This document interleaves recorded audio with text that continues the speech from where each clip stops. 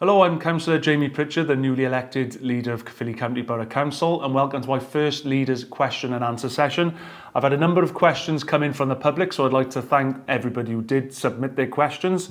So without further ado, we'll go on to the first question. And the first question has come in from Leighton. Will you commit the authority and its staff to giving equal consideration in terms of economic and physical regeneration services to all parts of the county borough, especially the north of the Rhymney Valley, Bargoed, New Tredegar, Pontlottin, Rhymney, etc., which has suffered neglect by CCBC for years and still continues to decline? Well, when I said please bring in your challenging questions, this is certainly a challenging question, Leighton, so I do welcome the question. Look, in terms of the Upper Rhymney Valley, as soon as I became leader of the council, just 2 weeks ago now, I made a firm commitment that we'd be looking at all parts of the county borough, and that is definitely what I'm going to be doing. I've already had discussions about that with senior officers and with other leaders of other councils.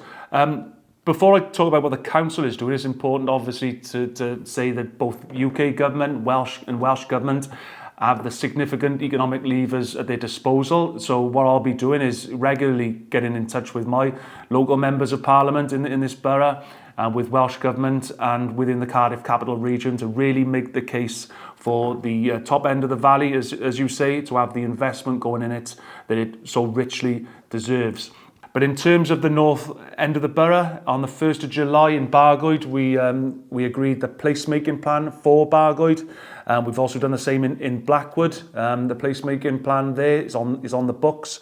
We are interested and we are working as hard as we possibly can to make use of the Heads of the Valleys road, which goes above the northern valleys, to get the investment into the north of the borough. But that's going to take a lot of conversations, a lot of lobbying, and a lot of commitment from this administration, working with our Welsh Government and UK Government partners to really make the case for the top end of the valley.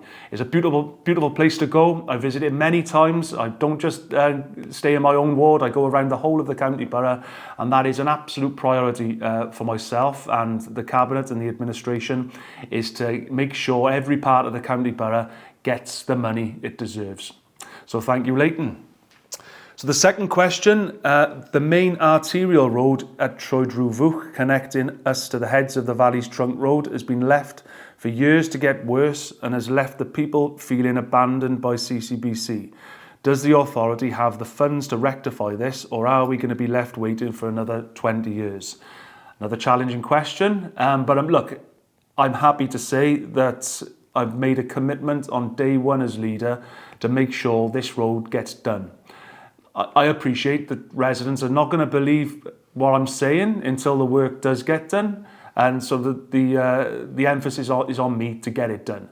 So I can say that there will shortly be a cabinet report next month coming to the cabinet, in which we're going to be asked to agree a set of measures from the council to finally getting the work done. Now, I believe this shouldn't really come down to the council funding it ourselves, but we're in a situation where, you're right, things have gone on for a long time. We've constantly lobbied Welsh Government. We have constantly made the case for the A469. We have had some financial support, but nowhere near enough.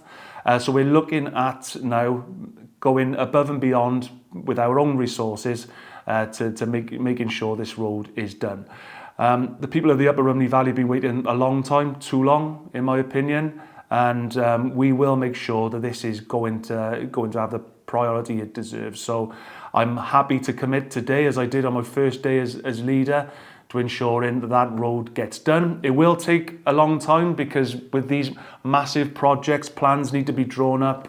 You know, work often gets delayed by various things. But I am committing myself and the administration to getting this sorted for yourself. I appreciate it's a real big issue. So the third question is from Kevin.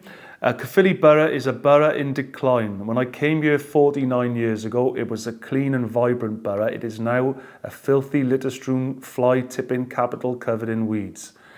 Well, Kevin, what we've done over the last few months is we've ploughed in £1 million for the cleaner and greener program. That's come from the extended producer responsibility.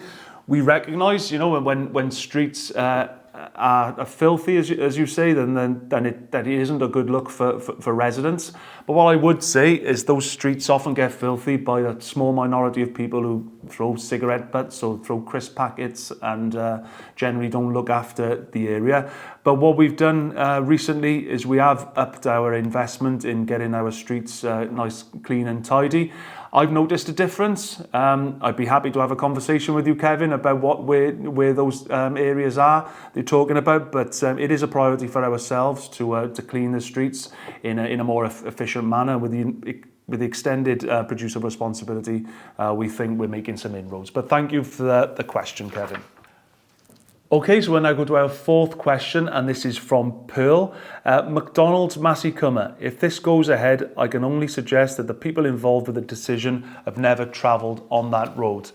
Well, thanks for your question, Pearl. I've certainly had a few emails on this issue from residents of Massey Cummer and surrounding area, and I'm aware other councillors have as well. The first thing to state that this is a pre-planning application, which I understand the date is now ended on. So I know a lot of people have submitted their views to McDonald's, and they will go away and consider what the response is before potentially putting in a fresh planning application. But no decision has been made. There's no planning application into the council as things stand. So if or when it does, residents will have another opportunity to put their views across about whether there's issues related to highways, as you've said, Pearl, or any other matters which they have concerns for. I'm glad that many people have submitted their information to McDonald's, and obviously we await a planning application should it come in. Number 5 from Alan. Reinstate the opening times at Kevin Forest swimming pool. This will have a major positive impact on the well-being of the whole community and local schools. Thank you, Alan. I just want to start off by saying that Caerphilly has got the most leisure centres of any other council in Wales. We have them in-house, we haven't privatised them. We've got a good range of services. Several years ago, there was a decision made, I wasn't in the cabinet at the time, but to go to a smaller number of leisure facilities, but in effect, make them a lot better. I totally get, Alan, that when we got big budgets and big deficits and challenging circumstances, unfortunately, difficult decisions have got to get made. It's not easy to reduce opening hours anywhere. It always comes with opposition. I totally understand what you're saying. But there was a proposal to close Kevin Forest Leisure Centre earlier this year. We chose not to do it. We did listen to the views of the public. We have come to a halfway house option, whilst understanding that you would like to have all the hours reinstated. As things stand, there's no plans to close Kevin Forest Leisure Centre, but to retain the existing number of hours. But thank you for your question. And finally, Nicola has asked the question. Please, can you explain who come up with the idea of changing the car park charges to 2 and 4 hours? So this is killing the towns and forcing people to free parking elsewhere. The public should have been given the choice on whether we want 1 or 4 hours. The local towns are struggling with these changes, they will die. Who came up with the idea? The council did. We went to the budget in February. All councillors had a vote on whether to agree to the budget or not. The budget was passed. Included in the budget was a change to the hours. So that's gone through the formal process. We always keep under review car parking charges, rates, tariffs, duration. These will always be reviewed. But I just want to sort of answer in terms of free parking, as what's been said, that can also have a detrimental impact on the town, certainly in Caerphilly, when we had that in the Toyn car park. There was a lot of people parking up all day and there wasn't that flow through of traffic. So I don't think free parking is a panacea for improving our town centres, but I accept the fact that some residents would want free car parking. I think that we're quite competitive in terms of the cost for car parking as well, so we're not an outlier. But we believe the current status quo is the best option. But as I said, we'll constantly keep it under review and come back to residents in the next budget. So that concludes my first question and answer session. I've really found it to be challenging. That's what I asked for. And I'm really looking forward to the next session next month. For all residents who want to submit a question to me, it's questions@caerphilly.gov.uk. I look forward to seeing you next month. Diolch yn fawr iawn.